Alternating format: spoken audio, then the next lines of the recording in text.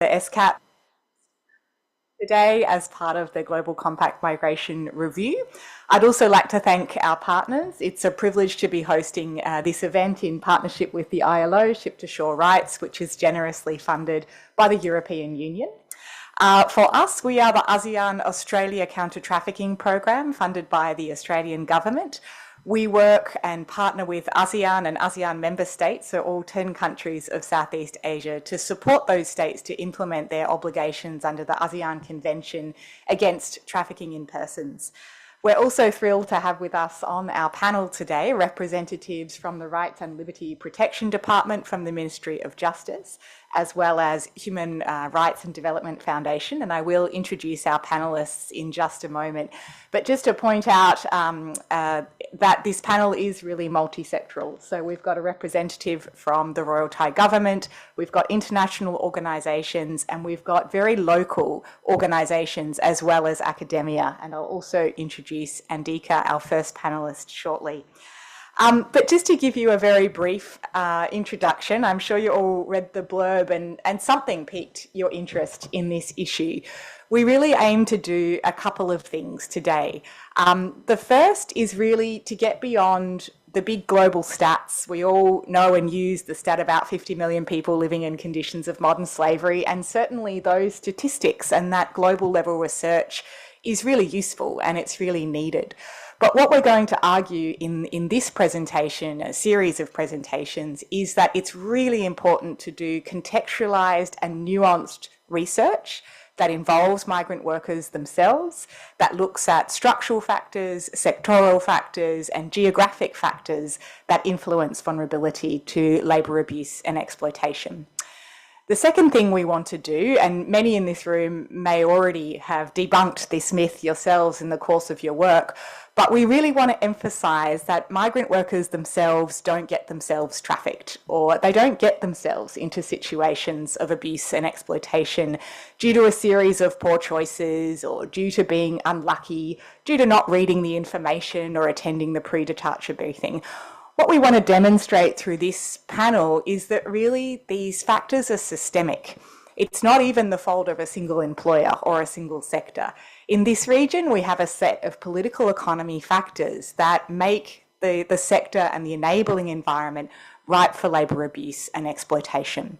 So we want to really look at those structural factors, and to leave with hope and a forward direction, we want to look at some of the policy responses, including the really progressive policy responses and the direction that the Royal Thai Government is leading in terms of reducing vulnerabilities to abuse and exploitation. So let me just very briefly introduce our panellists. So we're fortunate to have Andika Wahab, who is a Fellow Institute of Malaysia and International Studies and a research consultant for ODI. And we partnered with ODI to do a series of political economy studies on labour trafficking in 10 countries of Southeast Asia.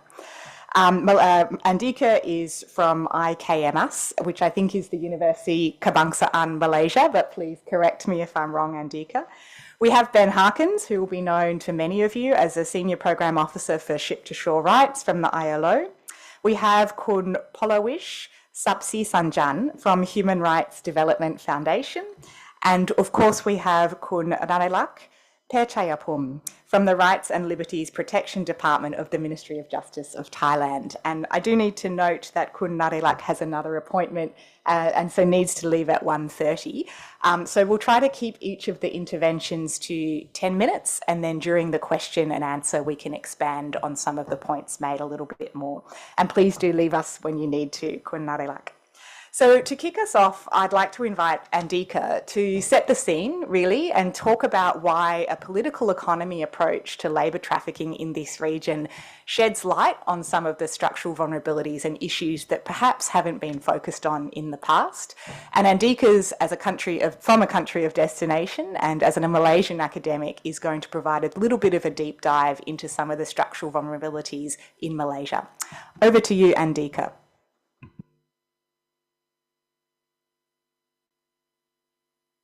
Dr. Lucia, can you see my screen now?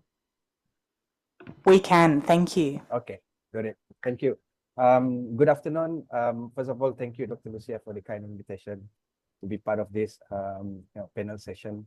And of course, thanks to Paul for also start the touch base in the beginning to be able to start this working towards this slides presentation. So just a brief background about the topic. So this is a topic that I think Dr. Lucia has already mentioned, that this is a regional study conducted by ODI. So just part of that big team in ODI and supported, of course, by ASEAN-ACT.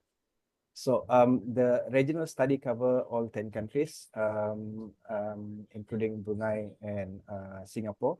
So I will go through that, but I think the gist of this study is to look at the range of risks and vulnerabilities the migrant labor face on trafficking and forced labor in Southeast Asia, and see how that, the findings can contribute to the policy discourse and also intervention, not only for the policymakers, but also for the other stakeholders, including the funding society, funding community. So now, so why we use a political economy approach as a tool for this? I think, as you all know, that in countries, in many countries in our region, the labor exploitation and trafficking is still a sticky problem for many countries, and that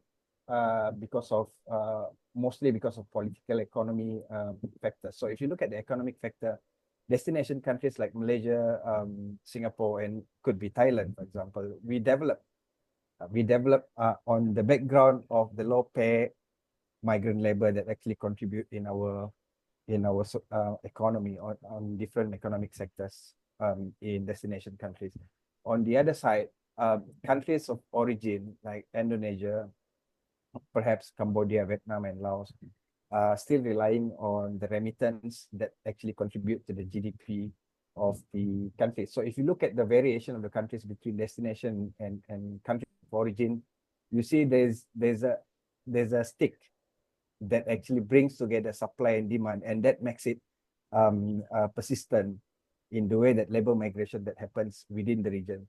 Now, if you look at the political factors, political settlement, as you're aware, I think in many other different countries as well in the region, tie together political and economic interests that actually favor the status quo. And in some other cases, they enable the organized crime and trafficking to happen. And in other cases, they create conditions for complicity and impunity. If you look at this political factor and economic factor, this is broadly at regional level, but I will deep dive into Malaysian case in a short while. So this is just an overview of economic and political factors and how they actually shape the problem that we face today, that the issue on labor trafficking and labor exploitation is a sticky problem in the region. Now, let me just quickly share with you some of the studies and some of the themes that we covered for the regional studies. So we have 8 thematic briefs that we have made already publicly available. You can actually scan the QR code, can get the entire thematic briefs. But in addition to that, we also cover Brunei, as I mentioned before, Brunei and Brunei, Darussalam, and Singapore, but the publication not yet being published. But there were 2 desktop studies that are already being done to cover the entire countries in the region. Now, what are the key messages from the regional study before I go to the national study? One is that systemic factors are stronger than individual choices. So this is what it means, that even migrants have multiple choices in their hands. The systemic factors are still thriving and still actually determining what that actually happened today in terms of the risk and vulnerability. Number 2, informal rules of the game trump the formal rules. So meaning to say that even there's a formal system that actually governs, and there's a bureaucracy that actually governs, recruitment industry included, but informal rules are still playing obvious and persistent role in the labor migration. Trafficking and exploitation are governance problem. They are as much as very technical problem as well at the same time, but criminal justice response are insufficient. So if you look at these 3 key messages, they are actually manifested in Malaysian case study. Now let's look at Malaysian case study. Very straightforward on Malaysian case study. I have only 3 sections. One is what shape risk and vulnerability in Malaysian case. Number 2, does our justice system respond to the injustice that migrant workers face? And number 3, how they navigate that complex justice system and also injustice that the migrants face.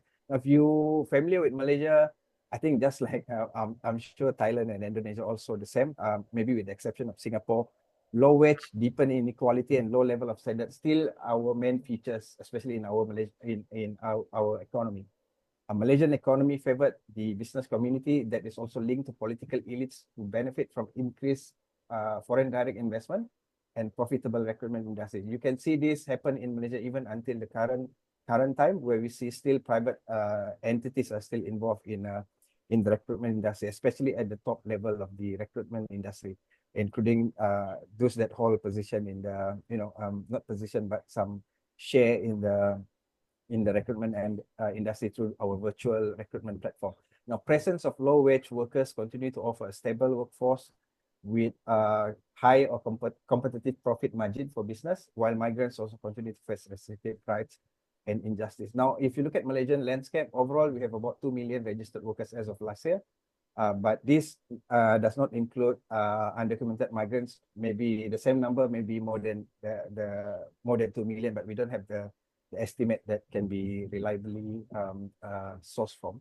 Then over-reliance on low-wage migrant labor sets a precedent for ongoing wage disparity. So wage disparity not only between local and migrant, but also within the migrant community between different nationalities and gender, right? Limited labor rights and restricted labor mobility that's still happening in Malaysia.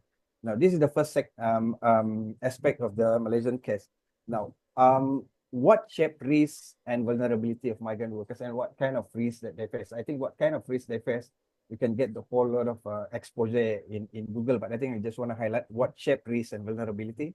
But first, I want to highlight that risk and vulnerability of migrants to exploitation, they are not just complex, but they are also connected to each other. So whatever risk that migrant face, that risk can escalate to another risk in a domino effect. So meaning the relationship between risk and vulnerabilities and within risk in a domino effect. So number one, what shape that migrants' vulnerability in Malaysia and the risk because of labor migration is heavily governed by the state and bureaucracy. I think in Malaysian case, in other cases as well, the migration or labor migration is governed by multiple stakeholders. And there are some aspect of recruitment is actually overlapping between two or more than two stakeholders. And that commoditized by employers at the same time. So commoditized by employers at the same time because they're coming here, they recruit you from Indonesia, for example, you come back here after 10 years, you go back. So it's a cycle of commoditizing labor for the purpose of maintaining production for companies and of course actors in the migration industry. Number two, increased cost of migration often leads to migrants to use informal migration pathway, including using smuggler or using trafficker in order to be able to go to Malaysia, either from Indonesia, Thailand, or from Myanmar.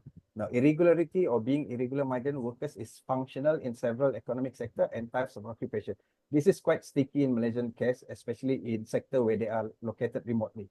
Now, hiring irregular migrant or undocumented migrant is very functioning to many companies. Very easy to handle, easy to do things lah. So you don't go through the entire bureaucracy system when it comes to recruitment. So you can pass all these processes in order to do that. And because of the lack of enforcement, they do as usual. So they hire people, irregular migrants, but not being penalized by the law because there's no enforcement for that. So that becomes a routine and that becomes a sticky problem that's very difficult for intervention when it comes to hiring irregular migrants.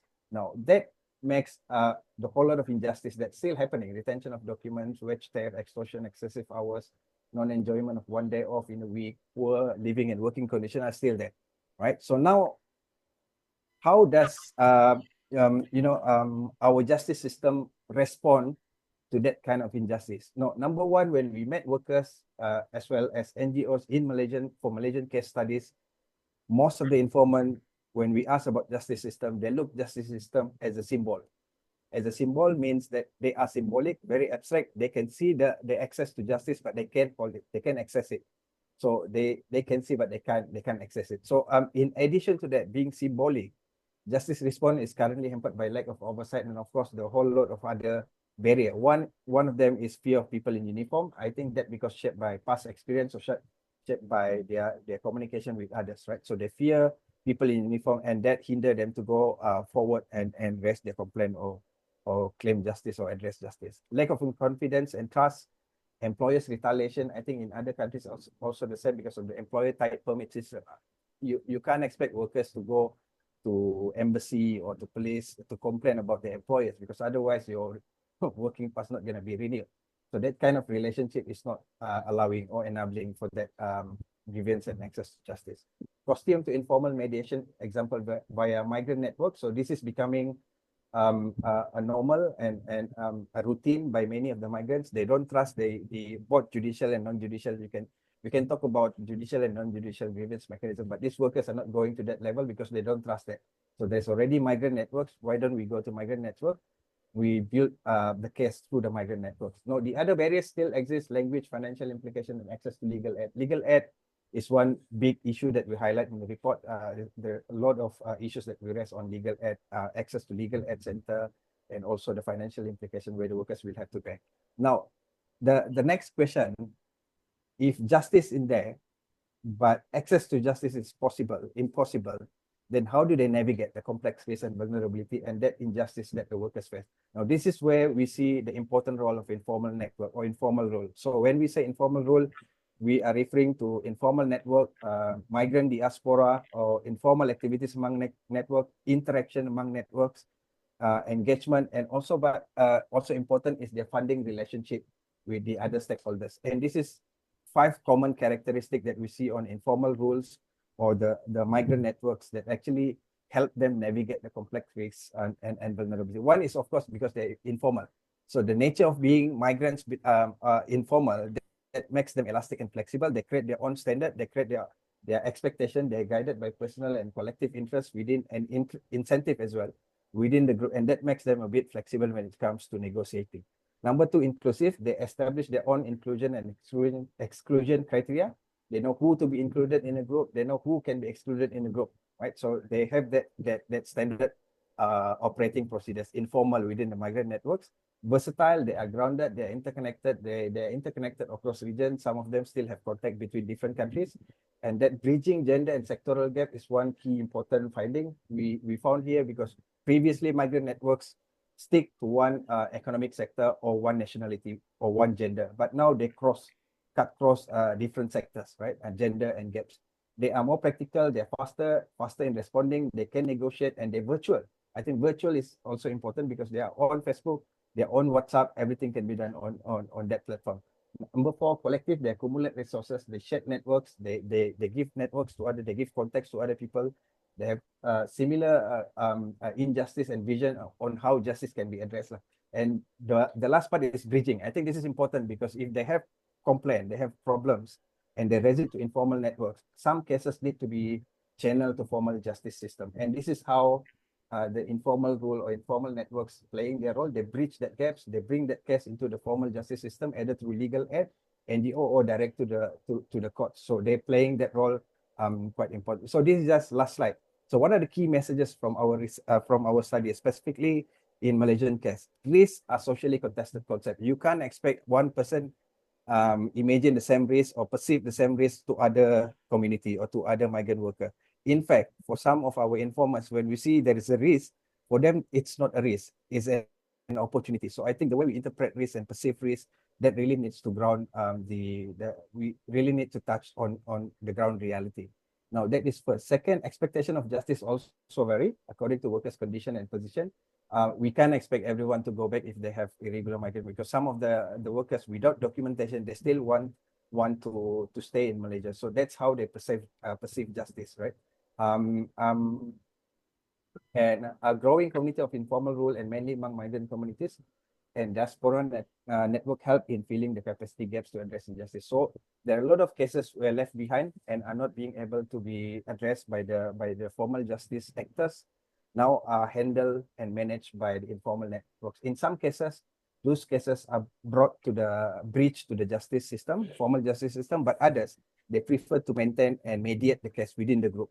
They can negotiate directly with the employers or some other actor. Now, what are the main recommendation from our study? Number 1, reorient resource allocation by prioritizing intervention and capacity building program that aim to empower informal rule. Now, what we meant here is to look at the informal networks, diaspora network, migrant networks, and all that. So channeling or rechanneling our allocation for them so that we can build the capacity, because they already do the work. They already do the work on the ground. They facilitate, they bridge all the cases, right? They bridge case to the informal justice system. but they need support. They need support in terms of financial and capacity building. Now, number two, shift incentive structure by strengthening regulatory requirement and fiscal policy that encourage proactive role played by employers and private sectors. So we met private sectors as well. We met employers, and one of the key points from the private sector, they want the government to play a role to make sure that there's an incentive for employers to maintain good practices when it comes to labor migration and recruitment of migrant workers. No, here the incentive doesn't mean to be monetary. It can be tax relief. It can be recognition and accreditation of some companies from the government. Last one is standardized policy measure between origin and destination countries, aiming to protect.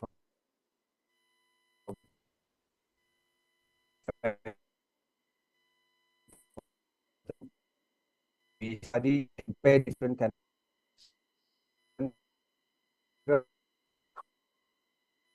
And they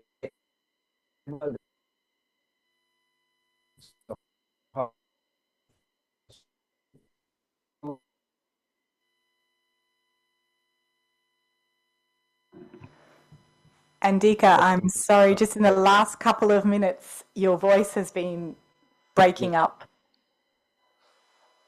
and you're frozen at the moment, but I think you were just on the very last point. yeah.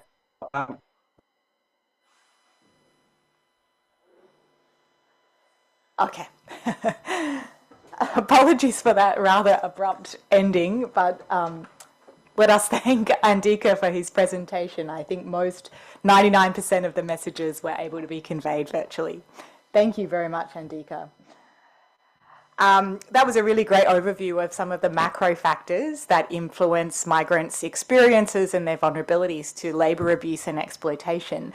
We're now going to go a little bit deeper and take a look at fishing as a sector, as a particular sector of concern, drawing on some research that the ILO has done. So I'm going to pass to you next, Ben. Thank you.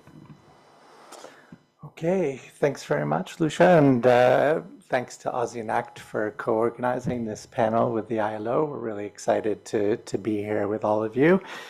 My name is Ben Harkins. I'm the technical specialist for the Ship-to-Shore Rights Southeast Asia program of the ILO, and we are an EU-funded initiative implemented in cooperation with IOM and FAO as well. So I'm going to briefly talk about the topic of structural vulnerability of migrant workers to abuse, including some of the key findings from our forthcoming regional survey of working conditions in the fishing and seafood processing sectors.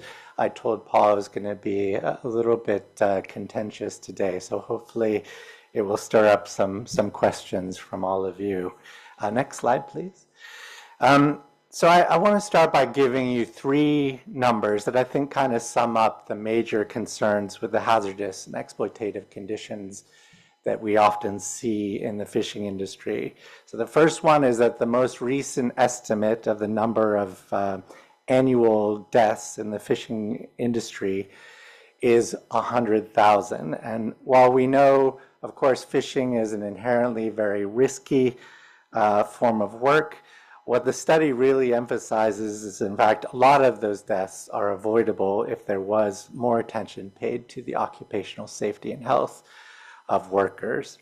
The second finding is from the Global Estimate of Modern Slavery that was done in 2022, and that found that there are 128,000 fishers trapped in situations of forced labor at any given time. And in fact, what we think is that that number, it's a very conservative estimate. It's probably too low.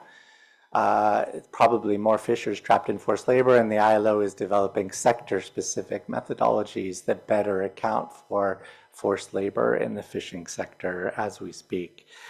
The third number is that the global estimate also found that, in fact, the prevalence of forced labor is 3 times higher for migrant workers than national workers.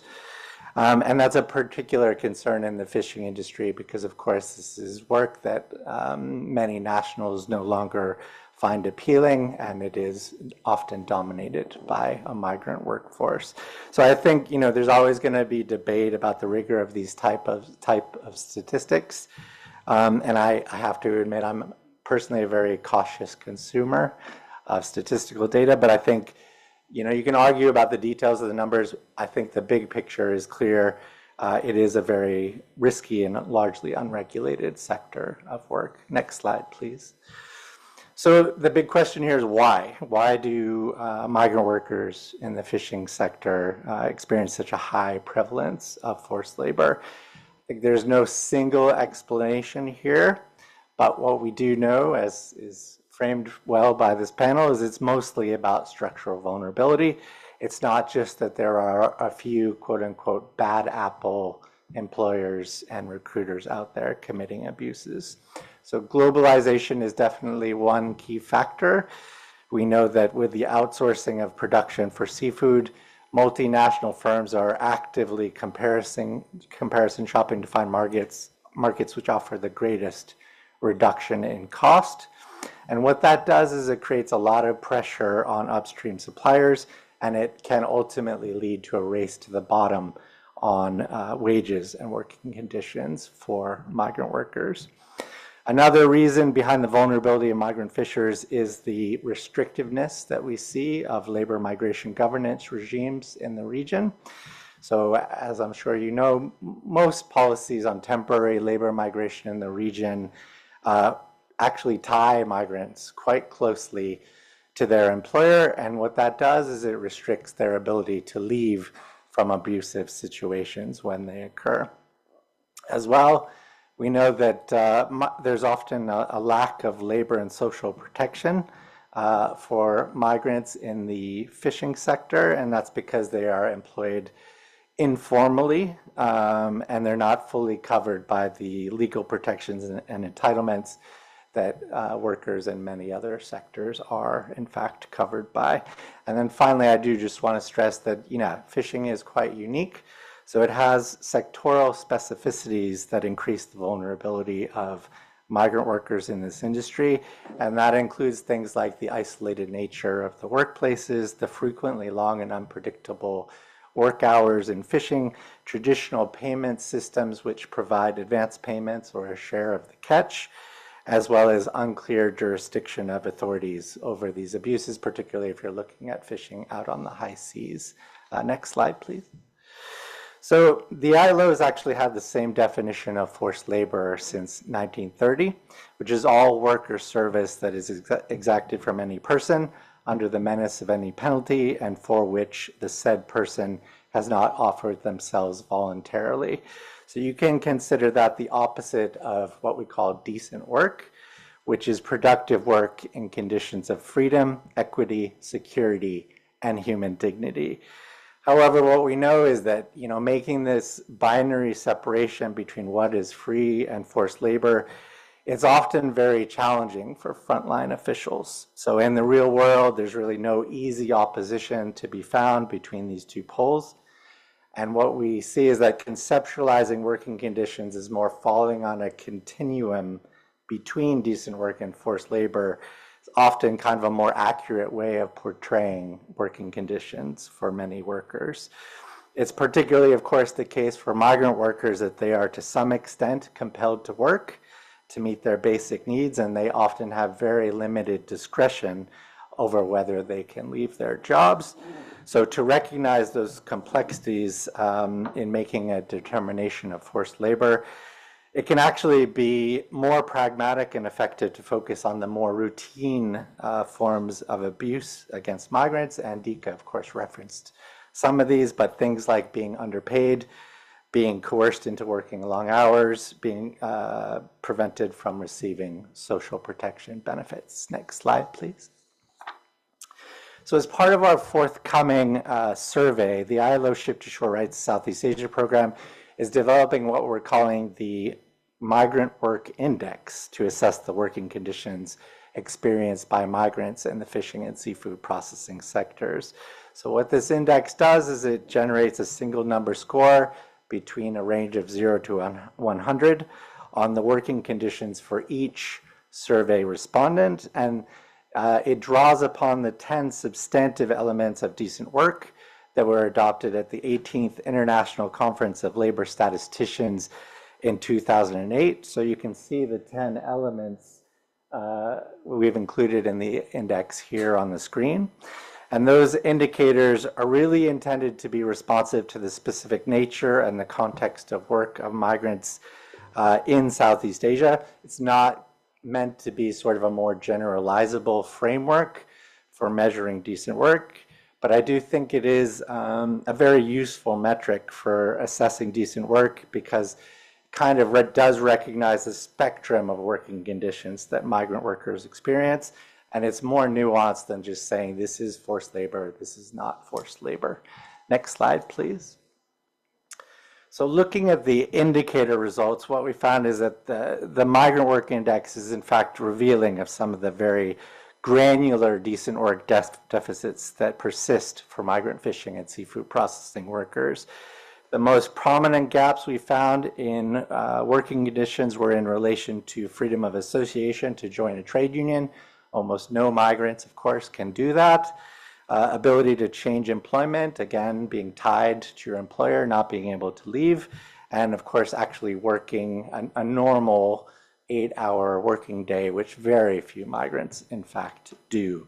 So what we see is overall, only a very small share of migrant workers are able to benefit from what most people would consider very basic labor rights protections.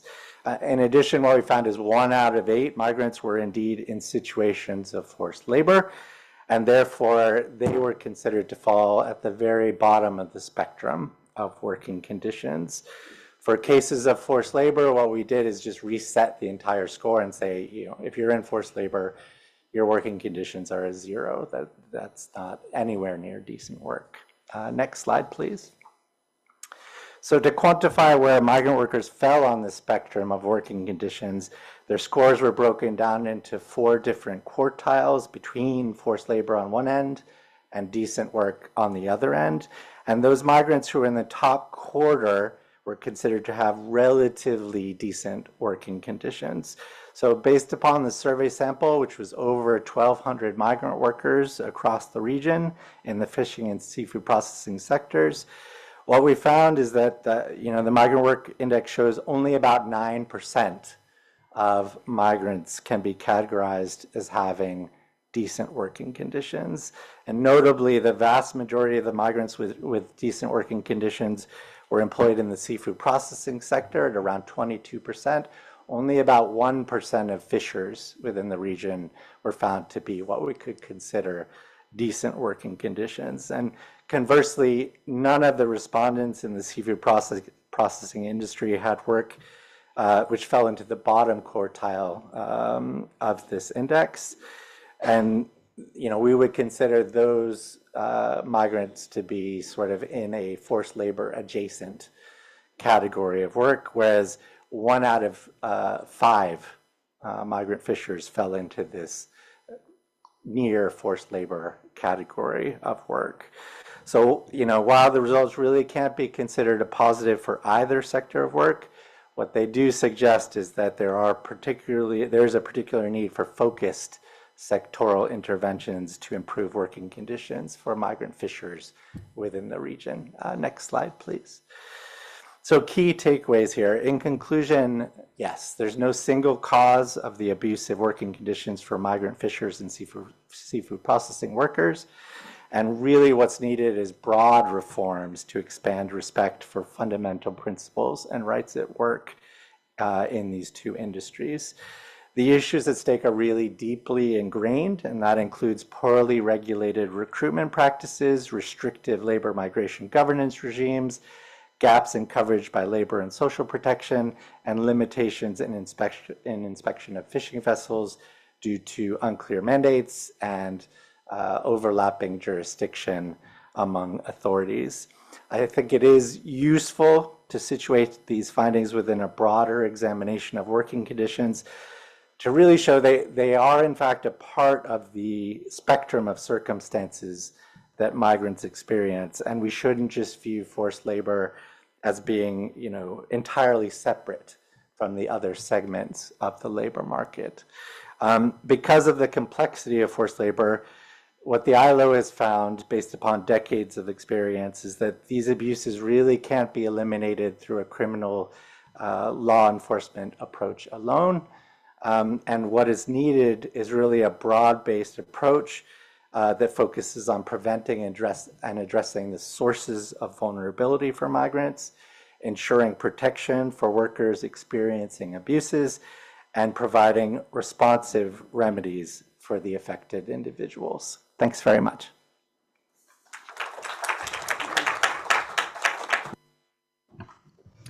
Thank you very much, Ben, for that really granular analysis of the fishing and seafood processing sector. I think a lot of commonalities also with Andika's presentation around some of those structural factors and also some of the limitations of using the legal terms and frames that we often talk about: trafficking, forced labour, free or forced work, labour trafficking or forced labour. We can start with the crime rather than starting with the person and their set of circumstances. So I think that's a very useful frame.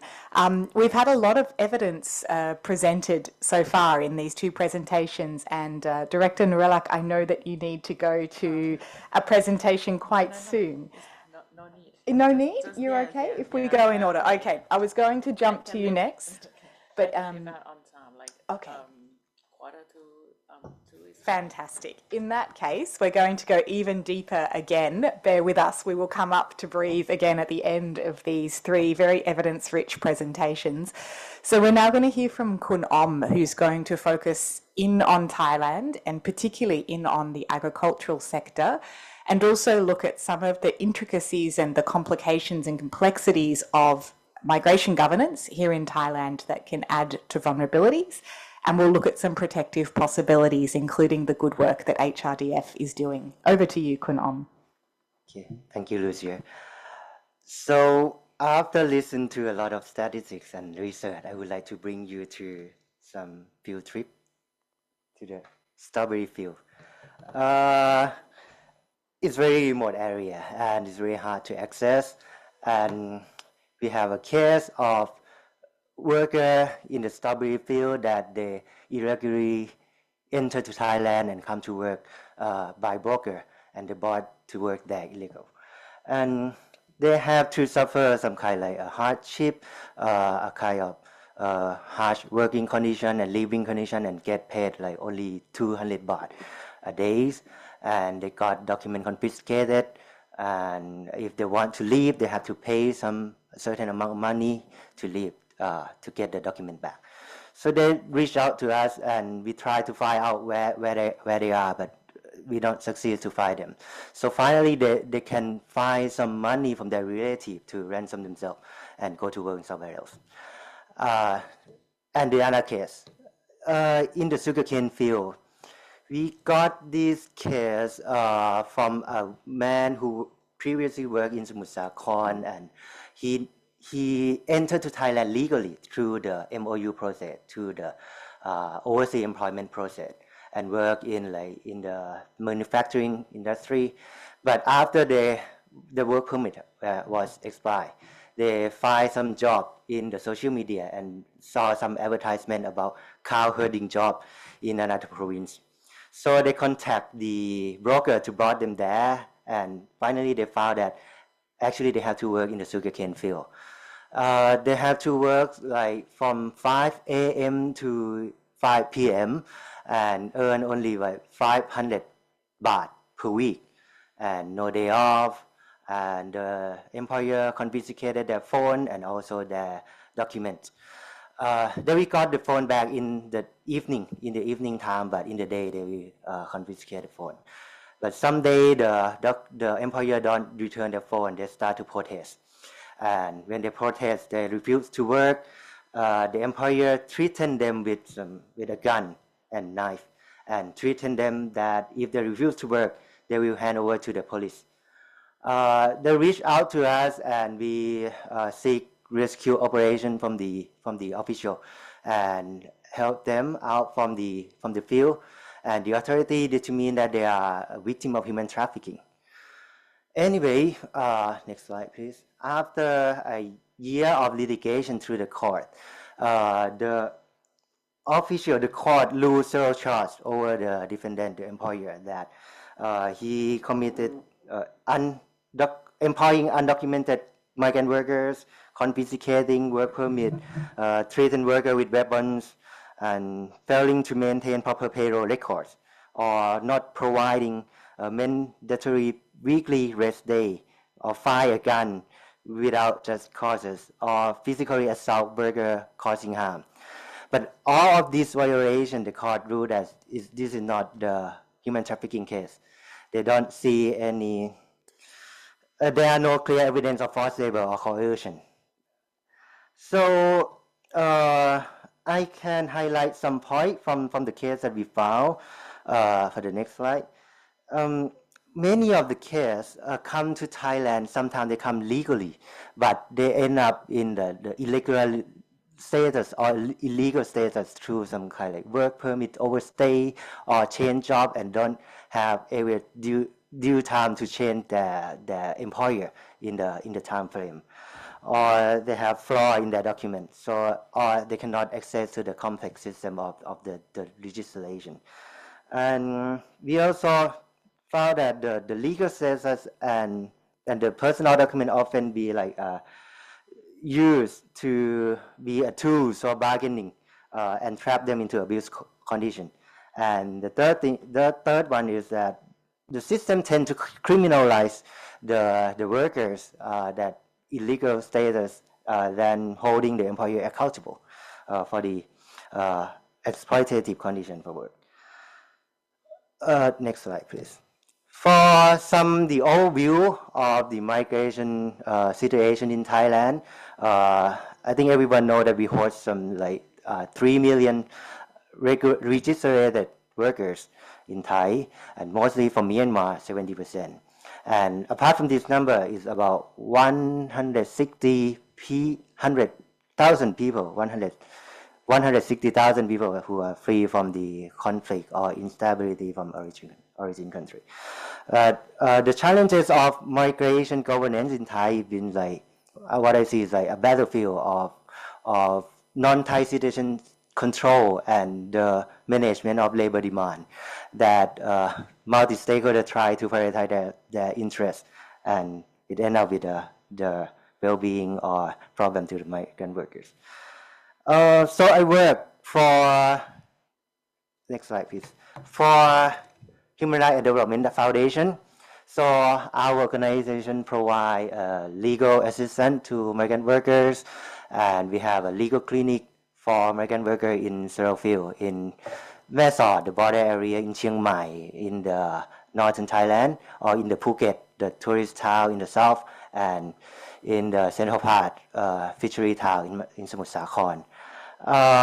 In the past 5 years, we estimate that we hand over the case about more than 1,400 cases and secure something like more than 50 million baht for worker compensation. And every year we reach out something like more than 1,500 cases, I mean individual in the migrant community. So what we found from our work, in the next slide please, is it's just like everyone said here, the panel, that it's like a tip of the iceberg that we found. Only a few cases of forced labor, trafficking, or labor abuse was emerged or identified in the tip of the iceberg in the top. But underneath that, there has a lot of the complexity of system barrier and the limited access to justice, the denial of the right or weak social protections. And the debate down in the bottom of the iceberg is something about negative perspective over the migrant workers, over neighboring friend from neighboring country, or the emerging of the nationalism perspective nowadays quite make it more worsen. For the next slide, please. So I can point out some cases that we found in the other industry, like garment industry, that this is like a couple years ago. We found we work alongside with our partner MAP Foundation on this case about the garment case. 134 for workers that working in the garment industry. They've been faced the problem about wage theft. They got document confiscation. They have to work really long hours and got like piece rate for very low piece rate, and the working condition and living condition is very poor. They got the wrongful dismissal, and they try to fight over the legal action through many court, from the legal official to the first court of instance, to the appeal court, or to the Supreme Court, or even to the UK court, to seek their compensation or their right for their payment.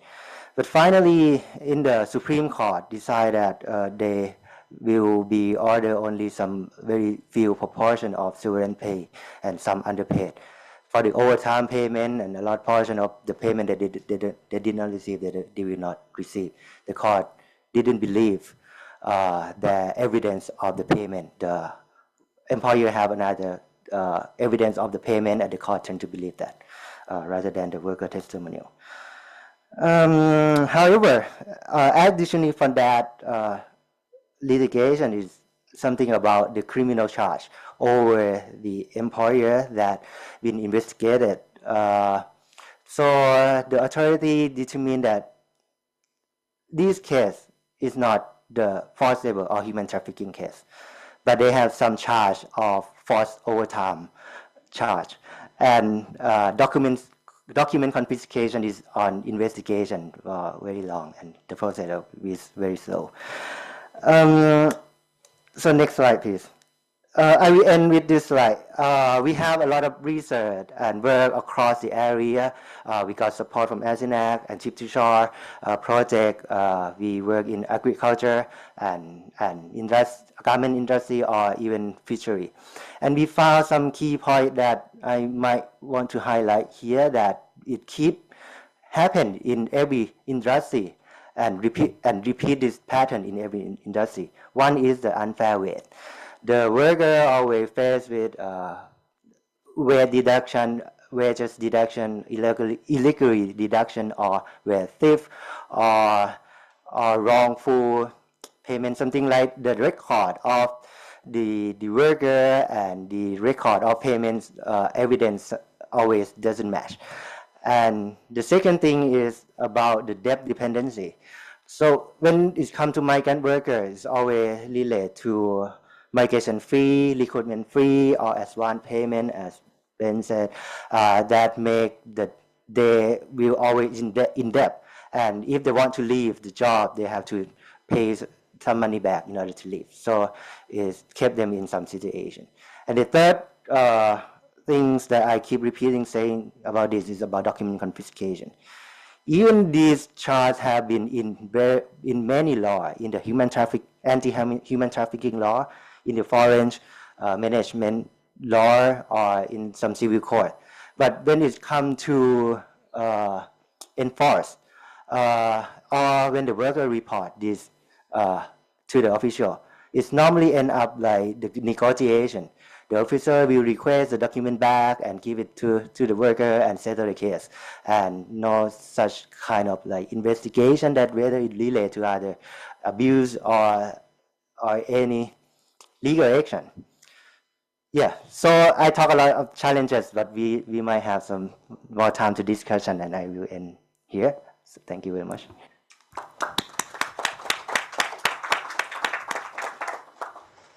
Thank you very much, Kun Om. So I think we now have a really clear picture of the wide range of circumstances that migrant workers experience in their workplaces, some ranging from abuses to situations of forced labour, even labour trafficking.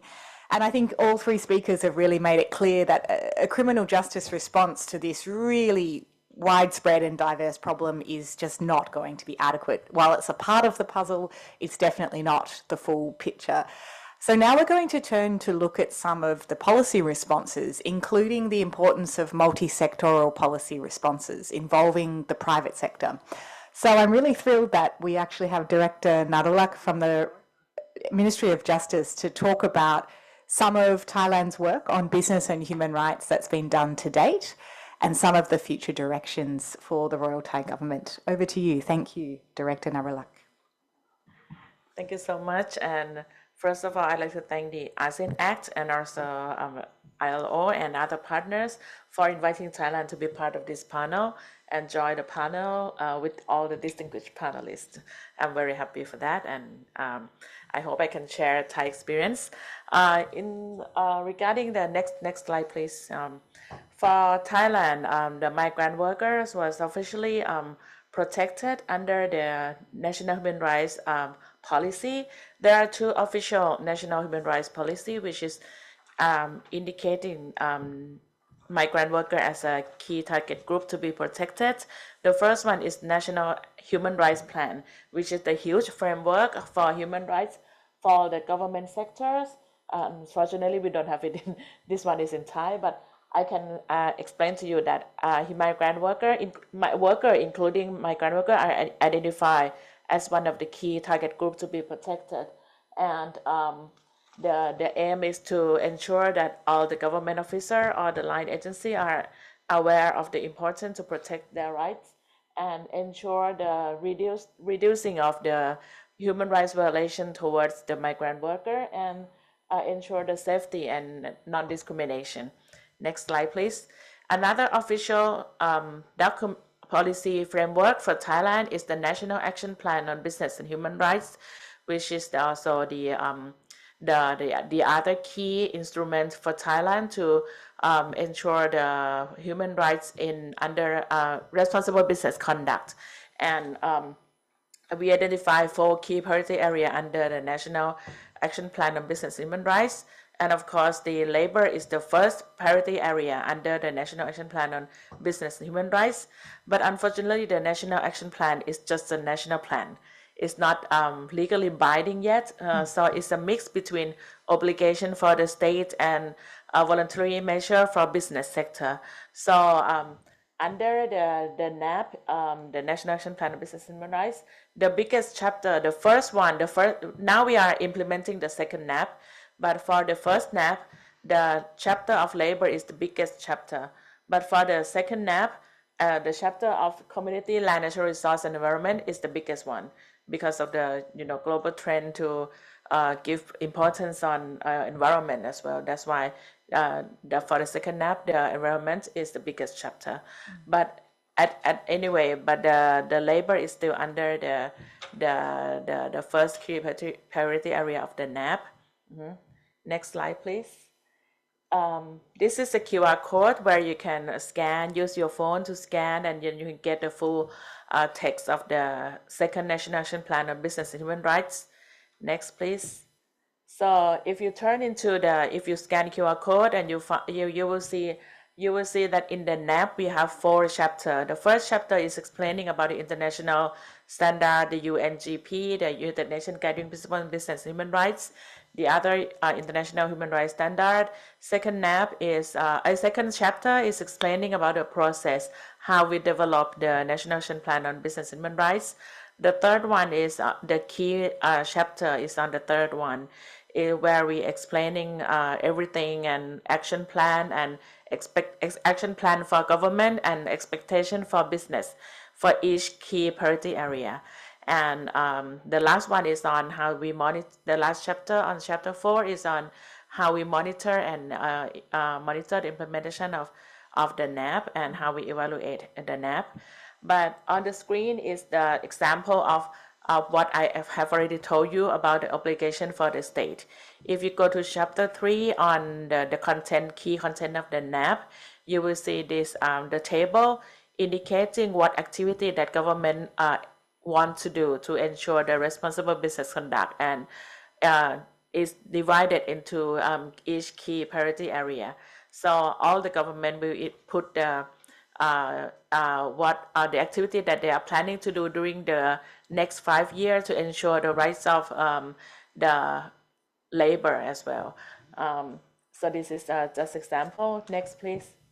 So for the issue of labor, the first one, this is a summary of what government planning to do in the next 5 years. For the labor, they are the government or the relevant agency, they included their plan to amend the law, rule, regulation to ensure that it's in line with international human rights standards. They plan to improve the labor management system and ensure ethical recruitment and raising human rights awareness to labor, try to promote anti-discrimination and sexual harassment in workplace. They have to have a measure to ensure the fair wages as well, and they have to monitor the promotion of the work safety and good working condition, and they have to enhance the access to healthcare service for all, and ensure the rights of children of worker and migrant workers, and also ensure addressing and tackling of the human trafficking problem and forced labor, and try to encourage business to monitor labor protection in their own supply chain, and find a measure to address the problem of job loss because of the technology replacement, and also they also wants to ensure the monitoring of the business for not to violate the law. So this is what the government put everything that they want to do in the next 5 years. So this is their plans. For the next, please. This is the example of the voluntary measure for the business. So you will see it's different from the government, because in the government we have a list of activity and also indicate the responsible agency, time frame and indicator, and also linkage between the UNGP and SDG and also national strategy. So we have a lot, like more than 100 activity for the government. And when they implement it and when we follow up based on the activity that listed in the table. So it's very easy for the government. But for the business sector, because it's still a voluntary measure, so it is just set a minimum expectation from government to the business sector. So it's just a bullet. It's a list of bullet that what we want, what we expect business to do. Next, please. For issue of labor, so we want at least the business to adhere to the relevant law, rules, regulation, and human rights principle, and also try to raise awareness of human rights and relevant laws to the labor. We want them to the business sector to ensure the rights and welfare of labor as stipulated in the law, and try to have a measure to promote anti-discrimination and sexual harassment in workplace, and also guarantee access to complaint mechanism in the office. So this is a very minimum expectation, but it doesn't prohibit them from do something better, something better or more than the NAP. So this is just the minimum expectation to them. And then after we actually we want to do we want to have a mandatory measure for business as well. But every time when we discuss with business sector, they will say that, oh, they're not ready yet, and there are differences in the size and have different resource, different knowledge. So they prefer voluntary measures. But for us as a government officer, when we see when we evaluate the implementation of the NAP, since the first NAP finished until the second NAP, we found that it is better to be a legally binding instrument. So we are now planning to move forward from voluntary measure to mandatory measures. So we are now working more on providing we try to warning them and send message to the business sector that we are trying to moving from voluntary measure to mandatory measure, and we are trying to provide training also on human rights due diligence as well, to make sure that they know how to review themselves, and also they apply human rights due diligence through their supply chain. Next slide, please. So now, as I mentioned earlier, we are trying to apply the human rights due diligence to the business sector. So what we have already done in the past is that we raise awareness on business and human rights, and also provide training on human rights due diligence since 2016 until now. And now that we are in the past, we are raising awareness to the business sector in a more general knowledge on human rights. And now we are trying to focus more on responsible business conduct, and also try to focus more on specific issue like We also work with IOM on providing knowledge on ethical recruitment, and also work with UNDP and other agencies to provide the knowledge on human rights due diligence, because we are moving into that way. And then secondly, we also, together with UNDP, we develop human rights due diligence manual for the business sector, for the general one, and also for SME, and the human rights due diligence handbook during the COVID-19 as well. So we have several versions of the handbook and disseminate widely. Third one is that we encourage business regulator like Security Exchange Commission of Thailand or neighboring economic and social development agency under Ministry of Finance to develop measures to monitor business to be more responsible. This is also key achievement in the NAP as well. After the first NAP, the Security Exchange Commission of Thailand and NEDA has implemented the new regulation. For example, the Security Exchange Commission of Thailand require all listed companies at the moment to disclose the information related to the ESG, and it has to be disclosed to the public and available for public to access. And the NEDA is also a public agency under Ministry of Finance that provide loan to neighboring country. In the past, they provide loan without requesting any evidence related to human rights.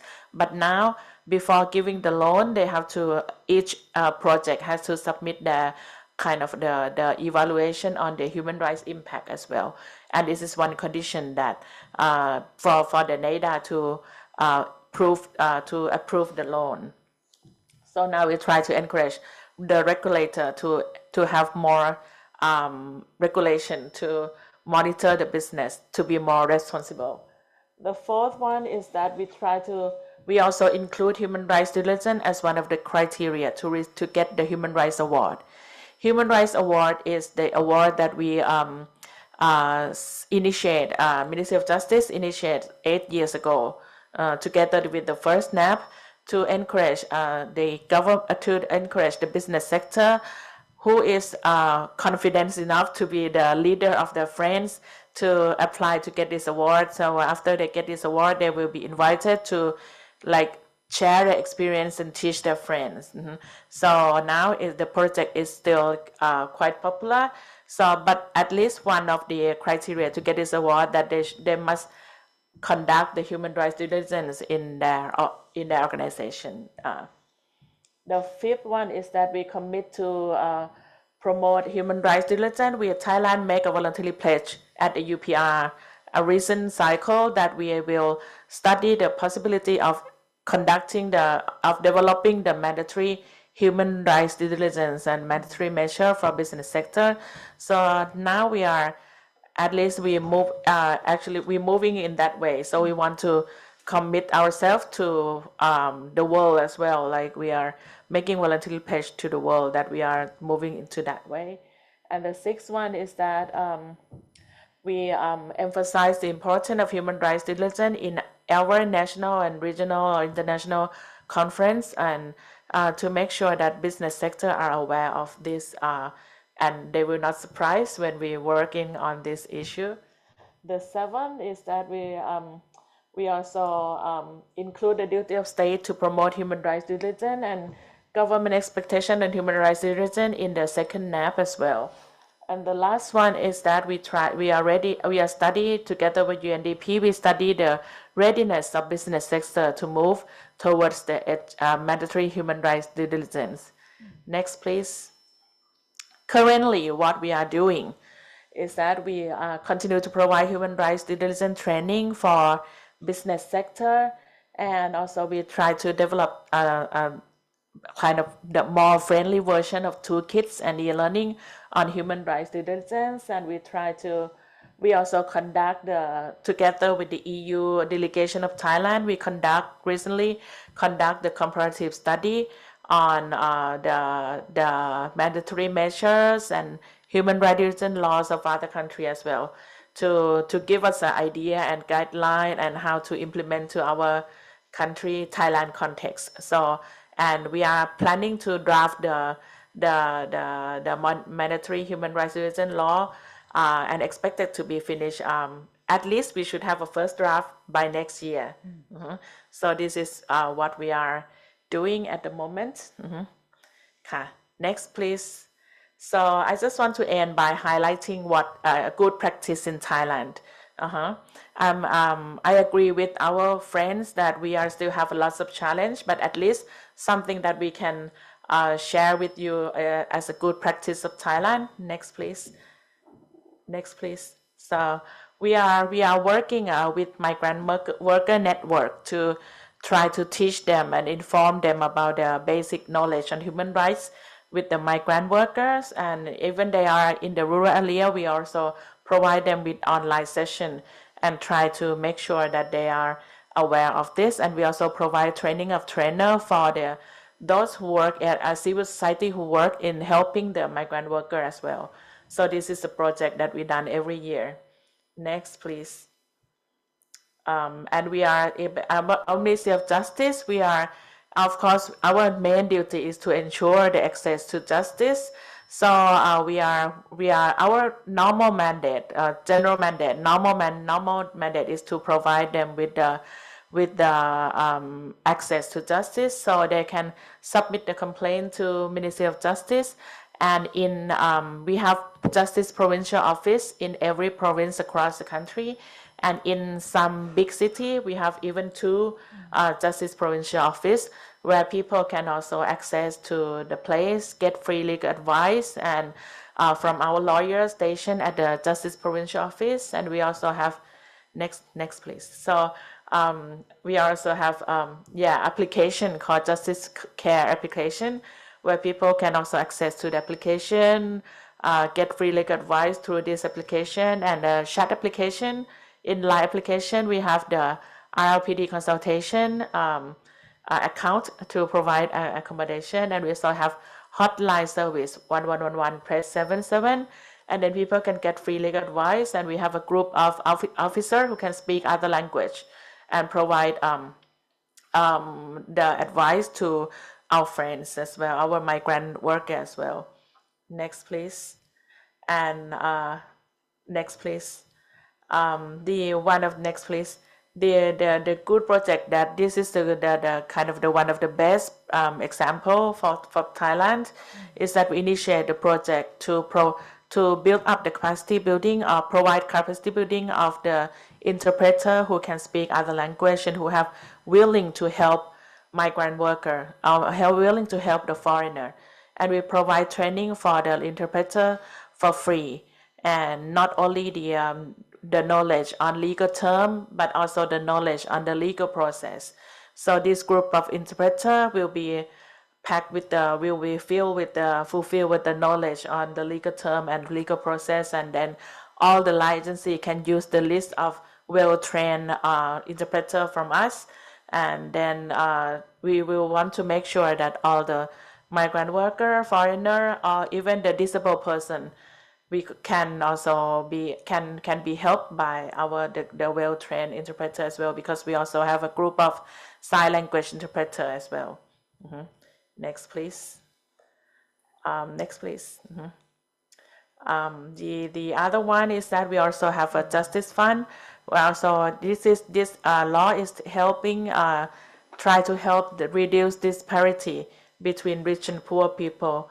And this is also help like for lots of expense in the legal process, like lawyer fee, court fee, forensic examination fee, bail fee, something like that. And where migrant worker can also apply for this to get this fund as well. But of course, if they have permanent resident in Thailand, it may be easier for them to get the financial assistance. But if they don't have like permanent address, it will be maybe difficult. For example, the expense for bail fee, because they will have to have the permanent residence to make sure that they will not go away.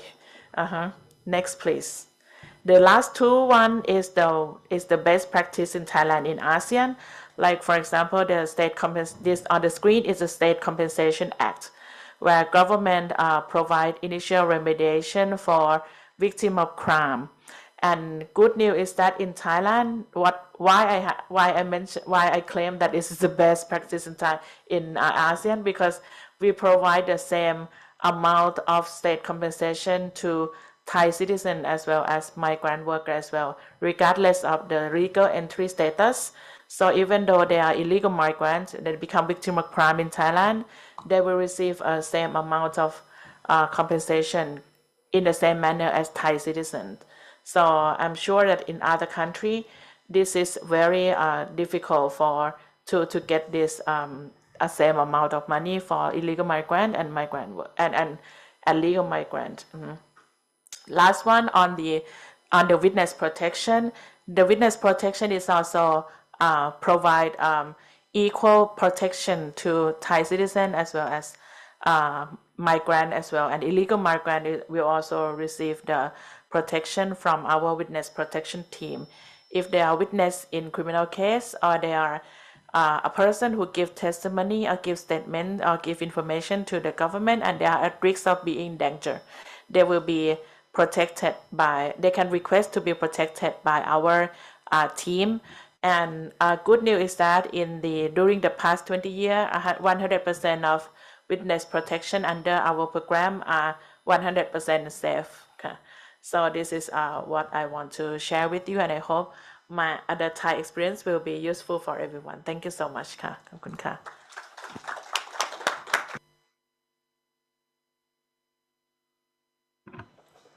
Thank you very much, Kun Nawalak. I have the 5-minute left warning. We had a lot of rich information presented there, and unfortunately, I don't think we have a lot of time for questions. We might be able to take one or two if they're succinctly expressed.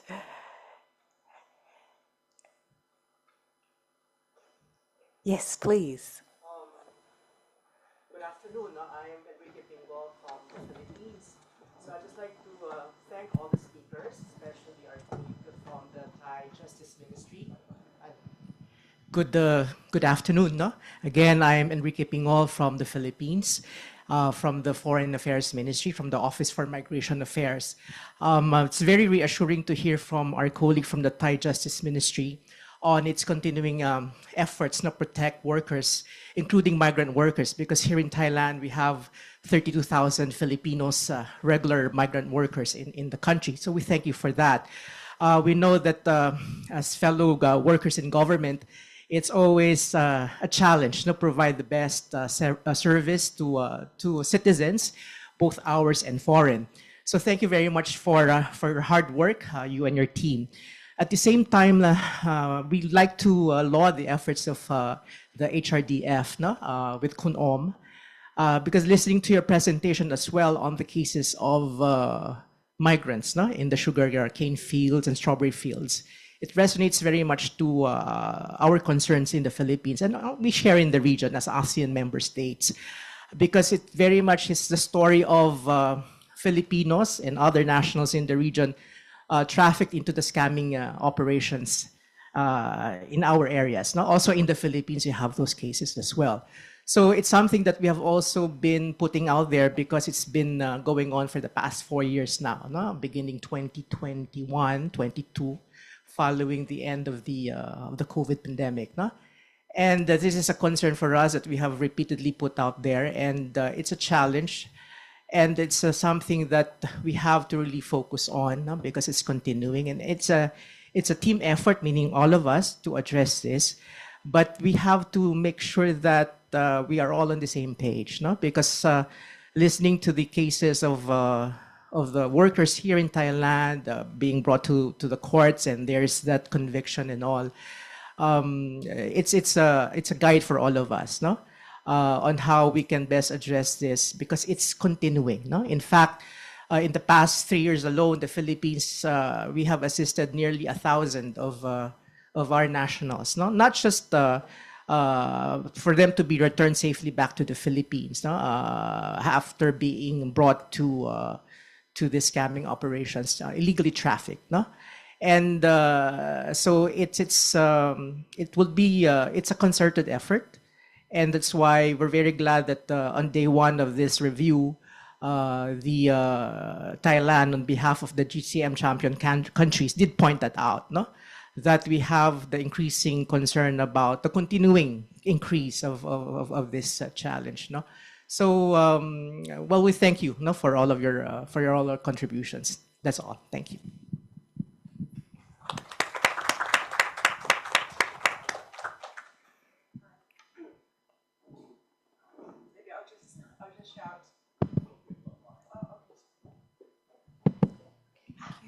Hi, I'll try to be quick. Thank you, first of all, panelists, for a very, very rich sharing. I'm a lawyer, corporate lawyer based out of Hong Kong, and I follow ESG regulations very closely. I would like to know, like, it seems like there's a bit of a slowdown on the EU regulation side, calling for pauses on various sustainability-related regulations. Are you concerned that that may lessen the pressure on human rights due diligence efforts in Asia? Thank you. Fantastic question. Kun Narilak, would you like to start? Yes, okay. Of course, thank you so much, our colleague from Philippines, for your response and the kind words to us. And of course, we share the same challenges. And I hope the Thailand experience will be useful for the Philippines as well. In Thailand, we have like, at the moment, I just check in the morning, the recent statistic, and in the morning, we have in the system 3.3 million migrant workers in Thailand, only in the system. But apart, out of the system, there are, I believe, we have more, even more than a million. So we will try to ensure the protection for all. If possible, we want to provide in the same manner as Thai citizens as well. And also, thank you for that. And for your question related to the mandatory human rights citizen, of course, it's lessen the pressure, but it's also make us confused as well. but at least we have we are agree in principle among the agency that because we implement the national action plan for almost I think 8 years already, and we found that if the voluntary measures are not enough to force not force to encourage the business to be more responsible. So we think that perhaps the law is legally binding instrument is needed to make sure that they are aware of the importance and become more responsible. But we are now at the process of consultation, so we haven't decided the content of the law yet, but at least we are now studying the several law from several countries, and we have to think about the how to design the law to match with our to be appropriate with our country context. But of course, we are monitor the movement of the global trend closely. So I don't think it's lessen the pressure for Thailand, but more for us to think about the appropriate context and content in the law. Thank you very much. I might just ask Ben and Kun Om if they have any final comments in relation to the CSDDD or more broadly as we wrap up. Thank you. Yeah, I can respond briefly. Thank you for the intervention from the gentleman from the Philippines. It's an important point, and I think, of course, the scam centers have become a very emphasized topic within discussions of trafficking within the region.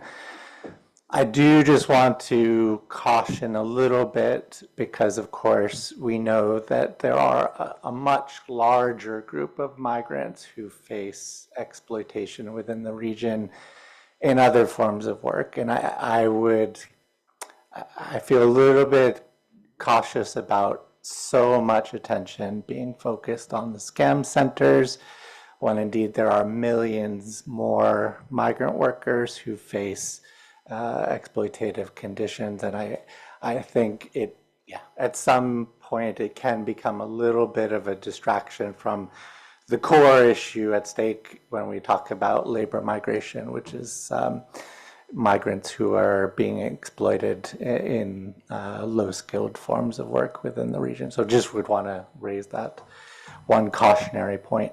In terms of the EU due diligence directive, we are EU funded, and we do intend to support implementation of that directive when we get to that stage where that is feasible.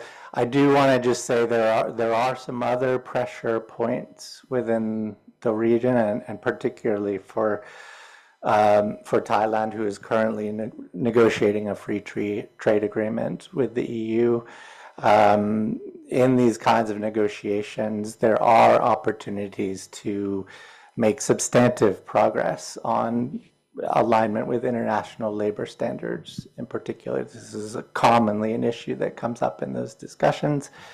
And in particular with Thailand, of course, there are discussions around possible ratification of the Convention on Freedom of Association, C87, as well as the right to collective bargaining, C98. So there are, the EU due diligence directive is one platform for applying pressure for better treatment of migrant workers within the region, but just want to emphasize that there are some other pressure points out there that are also being brought to bear by the EU. So I'll stop there and hand over to Polish. Thank you. Okay. So I quite share concern with about the EU pressure, if reduce some pressure, how it affects. So in my view, I think I learned that in the past, the pressure from EU through the IUU problem or human trafficking problem in Thai has impact on some kind of enacting the law of human trafficking or fishery protection law or strictly standard in the fishery work law. And even I point some evidence that some law enforcement have some key challenges in the effectiveness of the law enforcement, but they also have some pressure to reduce the standard or change the law to ease it.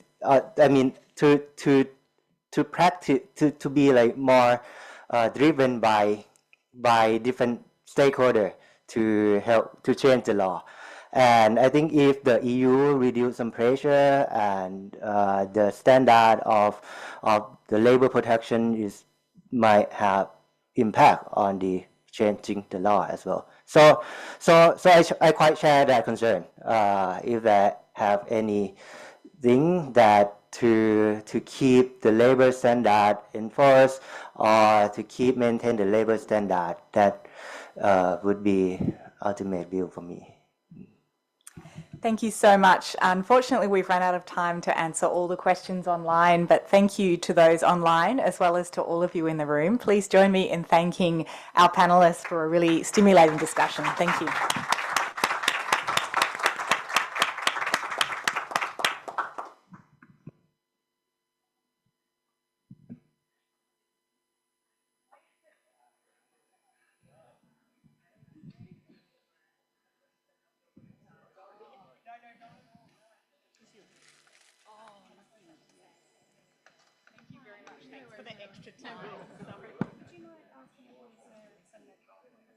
Yeah, for sure. We can do that straight from ASEAN-ACT, right?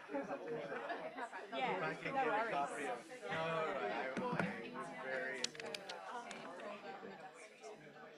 Let me just ask, hey, I'll just get a quick photo and we'll do either or. Yeah.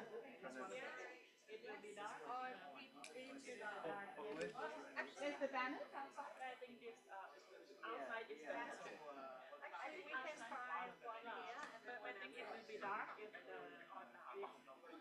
bright over the background. Okay. Yes.